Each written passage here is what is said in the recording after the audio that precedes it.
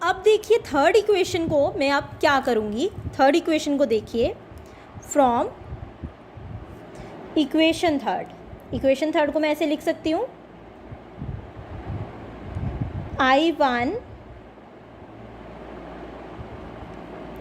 R1 minus R3 is equals to minus IR3। मैंने क्या किया, I1 कॉमन निकाल लिया तो बच गया R1 माइनस R3 और ये टर्म इक्वल्स टू के इस तरफ ले गए। इसे मान लेते हैं equation A. From equation fourth equation में भी मैं ऐसे ही करूँगी, I1 को पहले कॉमन निकालूंगी तो I1 के बाहर क्या हो जाएगा R2 प्लस R4, ये टर्म उस तरफ लेके जाएंगे। आई थिंक कुछ गलत हो गया है, 1 मिनट, साइंस मैंने अपोजिटली लिए थे। अब इसी चीज़ को लिख सकते हैं IR4, इसे मानते हैं इक्वेशन बी। अब ये आ गया आपकी इक्वेशन बी। दोनों इक्वेशन को हम क्या करते हैं, डिवाइड करते हैं। आइदर आप बी को ए के साथ करें चाहे ए को बी के साथ डिवाइड करें, तो आपका आ जाएगा I1 R1 plus R3 divided by I1 R2 plus R4 is equals to IR3 divided by IR4। I cancel, I1 cancel, तो आपका बच गया R1 plus R3 divided by R2 plus R4 is equals to R3 by R4।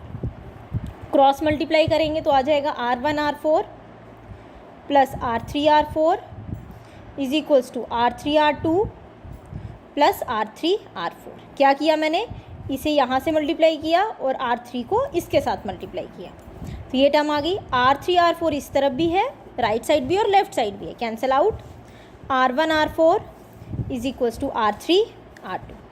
इस R2 को यहाँ ले आऊँगी, इस R4 को इसके नीचे लिख दूँगी, तो आ जाएगा R1 upon R2 is equals to R3 by R4। यही था व्हीटस्टोन ब्रिज।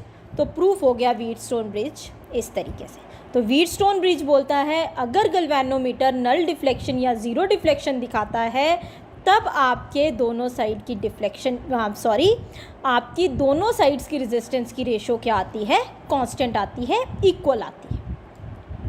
नेक्स्ट टॉपिक है इस चैप्टर का आपका क्या है, दैट इज मीटर ब्रिज। ये आपका प्रैक्टिकल भी है। अब मीटर ब्रिज क्या है, नाम ही इंडिकेट कर रहा है, मीटर है, 1 मीटर लंबा है ये। ब्रिज मीन्स इसमें भी आप क्या यूज़ करेंगे, रेजिस्टेंसेस यूज़ करेंगे। मीटर ब्रिज बना होता है, ये भी एक वुडन ब्लॉक पे बनता है जिस पे एक स्केल होता है 1 मीटर लंबा। इसकी भी रीडिंग दोनों तरफ होती है, 1 से 100 यहाँ भी होगा और 1 से 100 यहाँ भी लिखा होगा। ये आपका स्केल है 1 मीटर लॉन्ग। इस पे 1 मीटर लंबी वायर होती है सिर्फ। यहाँ पर भी कनेक्शन होता है। कुछ ऐसे आपको पॉइंट्स दिखेंगे जहाँ आपको कनेक्शन कनेक्ट करना है। इधर आप एक रेजिस्टेंस लगाएंगे,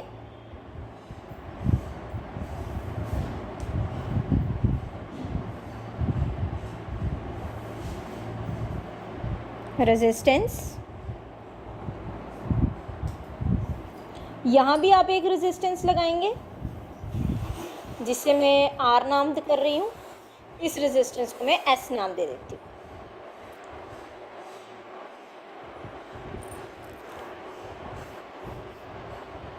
ये अननोन है जिसकी वैल्यू अभी हमें पता नहीं है। यहाँ जो एक ये की है इसको हम गैल्वेनोमीटर के साथ जोड़ेंगे और गैल्वेनोमीटर का दूसरा एंड आप किसके साथ जोड़ेंगे, जॉकी के साथ। अब बाहर के सर्किट में आप क्या करेंगे, यहाँ पर एक लगाएंगे बैटरी, बैटरी के साथ एक की लगाएंगे और की को अटैच करेंगे यहाँ से। This is your battery, this is your की। अब सबसे पहले आप क्या करेंगे, की को, जॉकी को तब तक इस वायर पे स्लाइड करते रहना है जब तक गैल्वेनोमीटर पे 0 रीडिंग ना आ जाए। अब हमें पता है हम क्या करेंगे, सबसे पहले जॉकी को, पहले हम इस की को क्लोज करेंगे। की क्लोज करने बाद गैल्वेनोमीटर की किसी एक तरफ रीडिंग आएगी मैक्सिमम। अब जॉकी को इसको 0 से स्टार्ट करेंगे चलाना और तब तक चलाते रहेंगे जैसे ही गैल्वेनोमीटर पे 0 रीडिंग आएगी। जैसे ही गैल्वेनोमीटर पे 0 रीडिंग आएगी आप जॉकी को वहीं रोक देंगे। तो मान लेते हैं ये लेंथ आ गई L1। ये कितना लंबा है? 100 सेंटीमीटर। अगर ये L1 है तो पीछे कितना बच गया? 100 माइनस L1। तो ये भी लेंथ हमें पता चल गई। तो अभी हमने पढ़ा मीटर ब्रिज जो है it is based on Wheatstone bridge principle. ये किस पे बेस्ड है? व्हीटस्टोन ब्रिज के प्रिंसिपल। क्या बोलता था व्हीटस्टोन ब्रिज? अगर 4 रेजिस्टेंसेस हैं, बीच में गैल्वेनोमीटर है, तो उनकी रेशो आपस में इक्वल होती है। अब इसे हम बोल देते हैं, अब ये रेजिस्टेंसेस तो नहीं है बट ये लेंथ है, इसे अब हम बोल सकते हैं L1 upon 100 minus L1।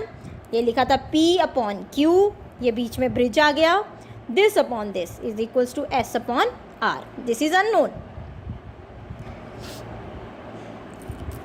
L1 की वैल्यू आपको पता है, 100 माइनस L1 करेंगे तो ये वैल्यू भी आपको नोन है। S जो है ये नोन रेजिस्टेंस होती है, ये आपको पता होती है। R अब आप निकाल सकते हो, तो which implies R is equals to S into 100 minus L1 upon. इस तरीके से आप एक मीटर ब्रिज पे अननोन रेजिस्टेंस लगा के आप उसकी वैल्यू डिटरमाइन कर सकते हो। नेक्स्ट टॉपिक आपका अब नेक्स्ट टॉपिक है इस चैप्टर का joules law of heating. Joules law of heating. Joules law of heating हमें बताता है कि जब एक सर्किट में करंट फ्लो करती है, आपने भी देखा होगा, आप मोबाइल फ़ोन पे अगर आधा घंटा बात करते हो तो आपका मोबाइल फ़ोन वार्म अप होने लगता है, हीट प्रोड्यूस करता है, गर्म हो जाता है। तो वो क्या है? That is joules law of heating. कि जब एक सर्किट में करंट फ्लो करती है तो जो उसकी वायर्स हैं, जो सर्किट है, वो गर्म होने लगता है, हीट प्रोड्यूस करता है। वो कहाँ से आई और कितनी हीट प्रोड्यूस करेगा, ये सबसे पहले किसने बताया? जूल्स ने बताया। हमने फर्स्ट यूनिट में पढ़ा था potential is equals to voltage, voltage is equals to work done upon charge. पढ़ा है? वर्क डन अपॉन चार्ज होता है, तो यहीं से हम लिख सकते हैं work done is equals to voltage into charge. ये आपको क्लियर हो गया। इस चैप्टर के स्टार्टिंग में पढ़ा था since we don't eight I is equals to Q upon T. तो यहाँ से अगर Q की वैल्यू निकालें वो आ जाएगी IT। अब इस वैल्यू को यहाँ पुट करते हैं तो हमारी वैल्यू क्या बन जाएगी? Work done is equals to VIT। This is your equation first. ये आ गई। जूल्स ने बोला, जूल्स बोलता है कि आपका वर्क डन किसके बराबर होता है? हीटिंग अपॉन J के। Work is always stored in the form of energy. 11th class में भी मैंने आपको बताया था, वर्क जब भी होता है वो स्टोर होता है किसी फॉर्म ऑफ एनर्जी में। हीट भी क्या है? एक एनर्जी की फॉर्म है। तो वर्क किसके बराबर है? हीट एनर्जी के, पर डिवाइडेड बाय J। ये J क्या है? जूल्स मैकेनिकल फैक्टर, एक फैक्टर है और इसकी वैल्यू होती है 4.18 जूल पर कैलोरी। ये इसकी वैल्यू है, ये आपको लर्न रखनी पड़ेगी। अब मैं इन दोनों को इक्वेट कर सकती हूँ, इक्वेशन फर्स्ट और सेकंड को। फर्स्ट इक्वेशन हमारी बोलती है वर्क डन है VIT के बराबर, where V is the voltage, I is the current, T is the time. और जूल्स लॉ बोलता है वर्क डन किसके बराबर है? हीटिंग अपॉन J के। इन दोनों को अगर मैं इक्वेट करूँ तो मेरा बन जाएगा on equating equation first and second we have, मेरा क्या बन जाएगा? VIT is equals to H upon J। तो यहाँ से मैं H निकालूंगी तो H is equals to VIT into J। और मैक्सिमम बुक्स में ये J इंक्लूड नहीं किया गया है। क्लियर? सॉरी स्टूडेंट्स, एक डाउट गलत हो गया। क्या चीज़ थी? जूल्स लॉ बोलता था, अगेन मैं यहाँ से दिखा देती हूँ आपको, इस लाइन को आगे ही करते हैं। फर्स्ट इक्वेशन तक क्लियर है। सेकेंड इक्वेशन आपकी बोलती थी according to Joule's law,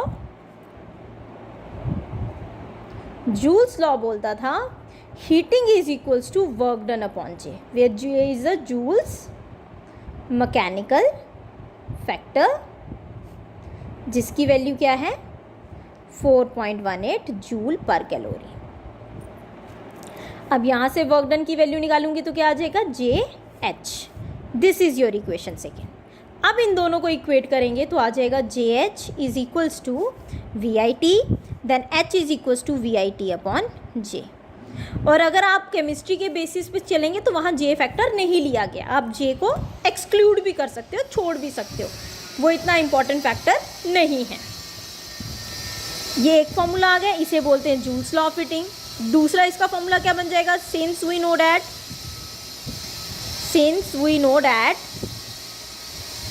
V is equals to I R होता है, अब पुट करते हैं अब इक्वेशन में, तो H is equals to V की जगह आई आर, आगे था आई टी अपॉन जे, तो आ जाएगा I square R T upon जे। अगर वोल्टेज गिवन नहीं हो तो आप करंट के साथ फॉर्मूला निकाल सकते हैं। अगर करंट गिवन नहीं हो, ये सेकंड फॉर्मूला बन गया। अगर करंट गिवन नहीं हो तो क्या आ जाएगा V आई की जगह लिख देंगे V upon R into T upon J, V square T upon R J. ये सभी फॉर्मूलेस ओम्स लॉ निकाल के निकले। ये हो गया जूल्स लॉ ऑफ हीटिंग। तो दिस मीन्स हीटिंग किसके डायरेक्टली प्रोपोर्शनल है, करंट के स्क्वायर के। जितनी ज़्यादा करंट मूव करेगी उतनी ज़्यादा डिवाइस गर्म होना शुरू हो जाएगा। और करंट क्या होती है बेटा, करंट होती है चार्ज का चलना। आप देखना फ़ोन पे जब आप बात करते हो आधा घंटा 15 मिनट 20 मिनट, तो आपके फ़ोन की बैटरी कम हो जाती है, मीन्स चार्ज यूज़ हुआ, चार्ज चला। तो जब चार्ज चलेगा तो क्या बनेगी, करंट बनेगी। और जब करंट जितनी ज़्यादा प्रोड्यूस होगी, जितनी ज़्यादा फ्लो करेगी, हीटिंग भी उतनी ज़्यादा होगी। तो आप फ़ोन को जितना ज़्यादा यूज़ करते हैं तो आपका फ़ोन पीछे से हीट प्रोड्यूस करता है। वो किसने बताया था, जूल्स लॉ ने। नेक्स्ट आ जाता है इलेक्ट्रिकल पावर। 11th क्लास में तो पढ़ा है, but is power is equals to work done upon time, पढ़ा है।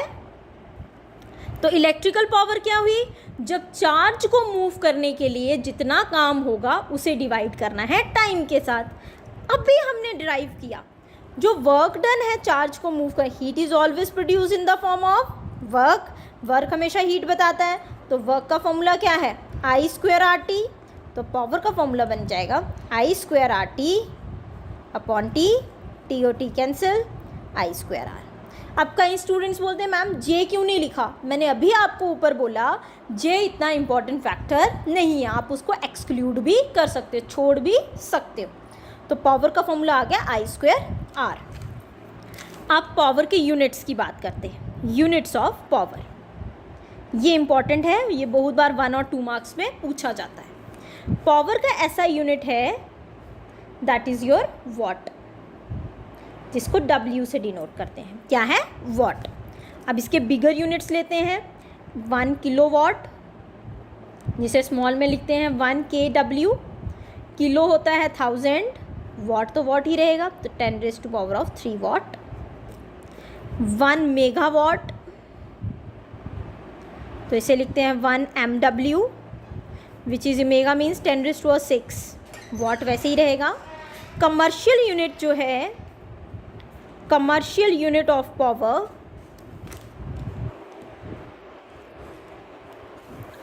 Commercial unit of power is equals to horse power. Commercial unit कहने का मतलब जब भी आप कोई कमर्शियल चीज़ लेते हैं, मार्केट से कोई चीज़ लेते हैं, तो वहाँ पर जो आपको उसकी पावर बताई गई होती है, ताकत बताई गई होती है, वो हॉर्स पावर। जैसे आप प्रोटीन लेते हैं मार्केट से या कुछ भी लेते हैं, तो उसमें पीछे जो पावर बताइए कि वो उस प्रोटीन से आपको कितनी ताकत मिलेगी, वो किस में दी होती है, हॉर्स पावर से। अगर आप प्रीवियस स्टडीज़ में जाएँ, ओल्ड रिसेंट एंशियंट स्टडीज़ में जाएँ फिज़िक्स की, तो वहाँ माना जाता था कि एनिमल्स में से जो आपका हॉर्स है वो सबसे ज़्यादा पावरफुल है, इसलिए हमेशा ताकत को, पावर को कंपेयर किया जाता था हॉर्स के साथ। And 1 horse power is equal to 746 watt. ये बहुत बार 1 मार्क्स का क्वेश्चन पूछा गया है। पावर का यूनिट क्या है? What, kilowatt, megawatt, horse power इसके बिगर यूनिट्स हैं। अब आपका नेक्स्ट टॉपिक है इलेक्ट्रिकल एनर्जी। इलेक्ट्रिकल एनर्जी किसके बराबर होगी? अभी हमने बोला एनर्जी हमेशा वर्क डन के बराबर होती है और वर्क डन का फॉर्मूला था VIT। तो ये आपकी आ गई इलेक्ट्रिकल एनर्जी। अब बात आती है इलेक्ट्रिकल एनर्जी के यूनिट्स की। यूनिट्स की बात करें तो E is equal to V के यूनिट हो जाएंगे वोल्ट, I के हो जाएंगे एम्पेयर, टाइम के हो जाएंगे सेकेंड। वोल्ट एम्पेयर को क्या बोलते हैं? What into second. तो इसके यूनिट क्या हो गए? Watt second. अब कई बच्चों को मैम वोल्ट एम्पेयर को वॉट क्यों बोलते हैं, वो भी चेक कर लेते हैं। नोट लिख के कर लेते हैं। नोट आ जाएगा, since we know that watt किसका यूनिट था? पावर का। तो power is equal to work done upon time होता है। इसी को लिख सकती हूँ, वर्क डन को लिख सकती हूँ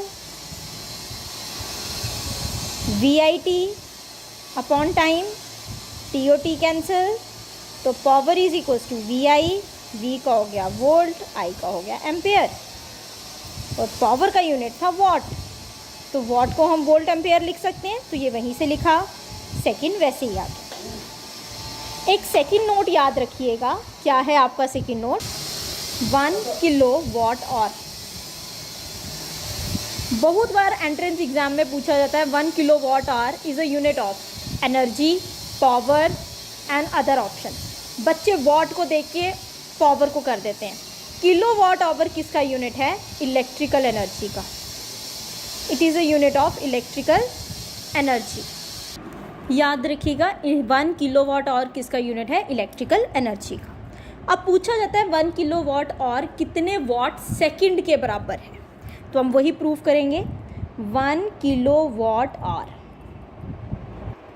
किलो का मतलब होता है 1000, वाट वैसे ही रहा और वैसे ही रहा, तो आ गया 10⁻³ वाट आवर। अब सेकंड में कन्वर्ट करना है। 1 घंटे के अंदर 3600 सेकेंड्स होते हैं, तो आ गया, सॉरी वॉट रह गया, तो आ जाएगा 36 × 10⁻5 वाट सेकेंड। 3 ये थे, 2 0 ये आ गए, तो 10⁻5। अब यहाँ तक लिखें, बट एंट्रेंस एग्जाम में इसको अब मैं ऐसे लिख दूँ 36/10 मल्टीप्लाई बाय 10 × 10⁻5 वाट सेकेंड। मैंने 10 के साथ मल्टीप्लाई और डिवाइड भी कर लिया। क्यों किया? क्योंकि इसको डेसिमल में लिखना है, तो आएगा 3.6 जो 10 के साथ डिवाइड किया है इंटू 10⁻6 वाट सेकेंड। कि मैक्सिमम टाइम ऑप्शन इस फॉर्मेट में दिया होगा। ये इस चैप्टर का लास्ट टॉपिक था।